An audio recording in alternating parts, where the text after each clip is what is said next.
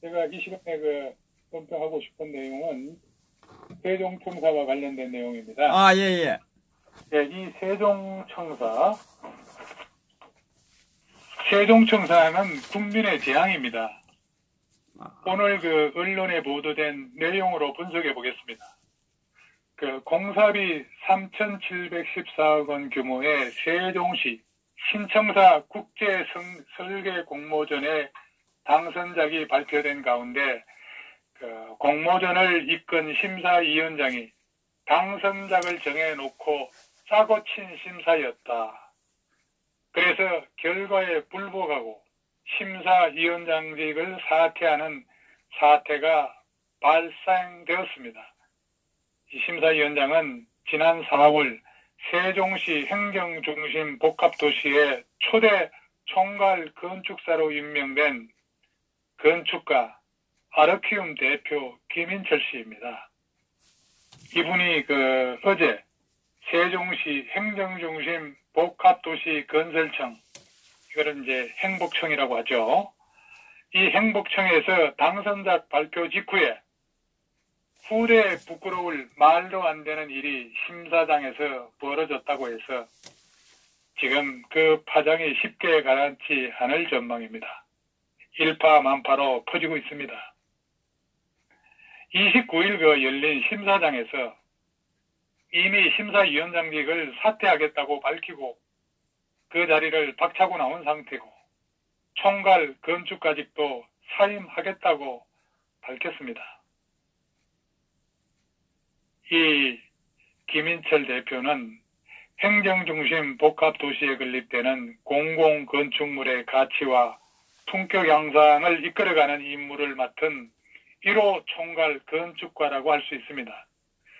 새로운 민주주의 도시 모델로 만들겠다던 세종시가 애초 계획과는 달리 늘 보던 신도시의 모습과 다를 바 없게 변질됐다는 비판이 일고 있는 요즘에 김 대표의 행보가 주목되던 차였습니다.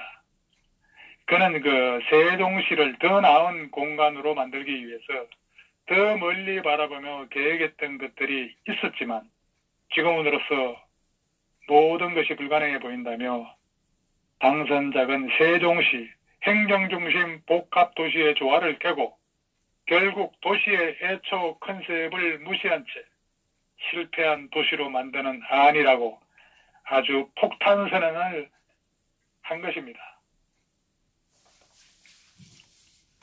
행복청에 따르면 당선작은 희림종합건축사 사무소 컨소시엄이 낸 세종 시티코어가 됐습니다.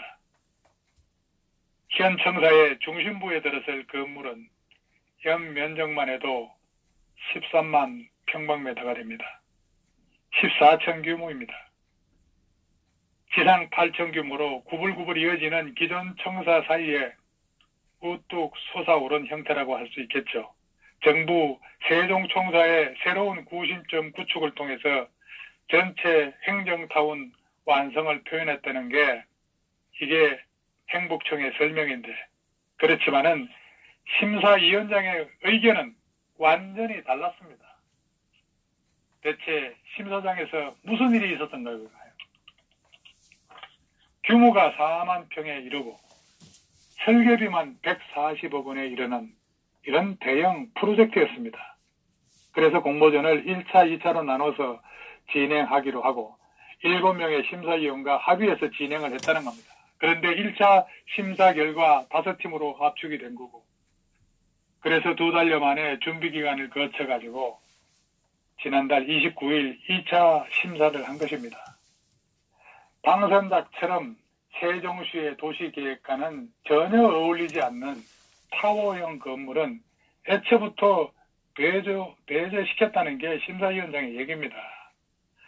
주변과 잘 어우러지는 저층 건물을 뽑으려고 했는 건데, 심사 당일날 아침부터 심사위원으로 참석한 행정안전부의 공무원이 행안부에서 응모작을 자체 혈압한 결과 타워형 건물을 희망한다는 그런 얘기를 흘리더라 이겁니다. 이미 지들끼리 머릿속에 다 놓고 조작을 한 겁니다. 그래서 행안부에서 이미 안을 결정했다는 소문이 심사 당일 아침에 나돌았다 이겁니다. 그래서 공개적으로 규정 위반이라고 경고를 했고 심사를 진행했다는 겁니다. 그래서 5개의 학부모를 쭉 펴놓고 또다시 1, 2차로 나눠 투표를 했고 1차 투표 결과 1등에서부터 5등까지 득표수가 명확하게 줄 세워졌다는 겁니다.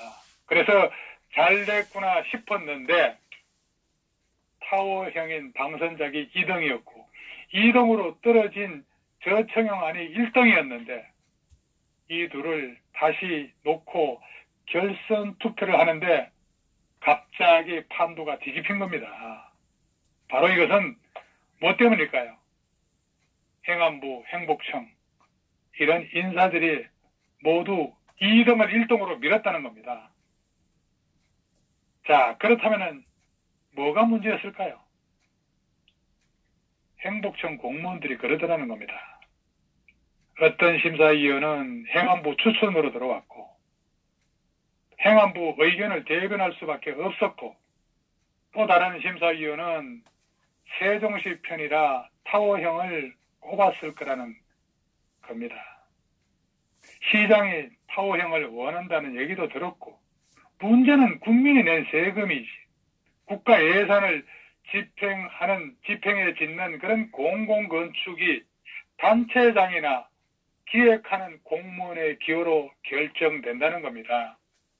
전문가인 건축가는 조언자 역할에 불과하고 공모전을 할 때 담당 부처에서 선호하는 그런 인사와 공무원이 심사위원으로 들어와서 이거야말로 당락을 좌지우지하는 게 현실이라 이겁니다. 당장 필요에 의해 짓는 건물이지만 이 땅에 두고두고 남을 현대 유적이나 다름없는 건물을 특정 개인의 기호로 결정해서 되겠냐 이거죠. 우리 후손이 앞으로 이 건축물을 어떻게 바라볼지 참담한 심정이 아닐 수가 없습니다. 그래서 당선작의 문제, 이 김인철 아르키움 대표는 우선 땅에 어울리지 않는다 이겁니다.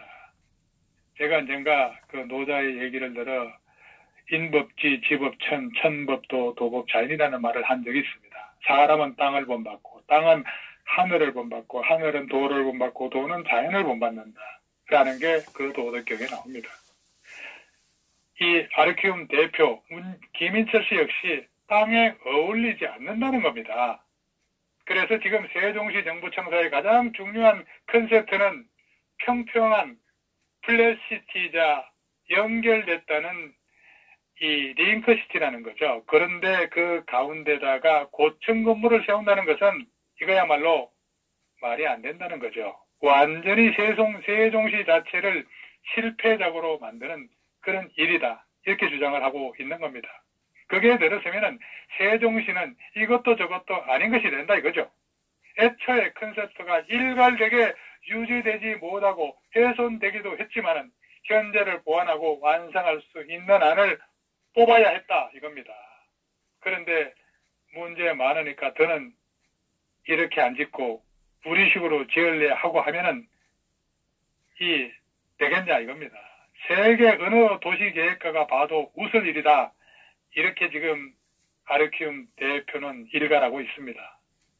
자, 그렇다면은 세종 신청사 같은 프로젝트에서 갈등이 빚어져 심사위원장까지 사퇴한 것은 심각한 문제가 아닐 수 없다 이렇게 봅니다.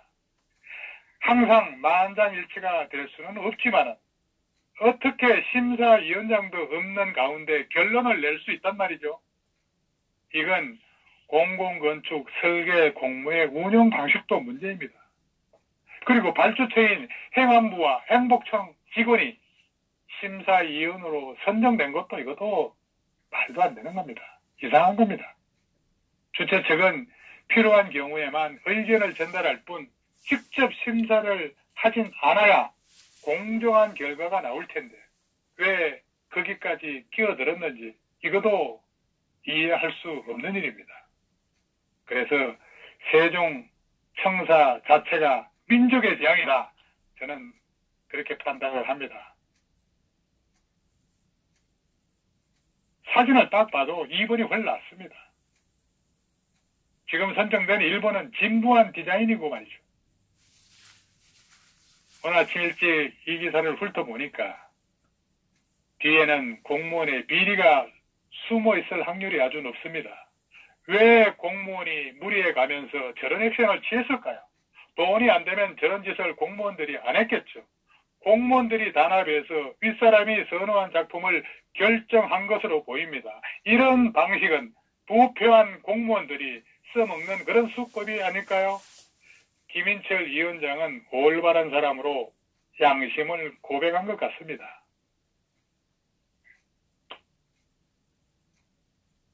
사전 오다를 내린 고위공무원, 조작에 참가한 공무원 심사위원들을 체포해서 엄중 수사하면은 업자와의 결탁이 드러날 것이라고 저는 봅니다. 설계비가 150억 대이면은 공무원이 얼마나 툭탁툭탁 했을까요? 검찰은 소피 수사하기 바랍니다. 정말 이런 분이 진정한 애국자입니다. 관계 공무원들은 영혼 없는 월급쟁이들 뿐입니다. 있으나 마나한 그런 존재들이 아닌가 생각합니다. 선정작 배우에 누가 있나를 보면 답이 있겠습니다. 여기도 내로남불 논리가 있나 봅니다. 대한민국 내의 모든 토목 건축 공사는 공무원들의 뇌물 놀이터가 아닌가 생각합니다. 관련 허가에서부터 모든 것이 6급, 7급, 8급들의 먹이 공급원이 아닐까도 생각이 됩니다. 이들을 척결하지 않고 공정하고 안전한 공사는 없을 것이다. 저는 그렇게 생각하며 오늘 논평을 마치겠습니다. 감사합니다. 예, 감사합니다. 우리 박 박사님.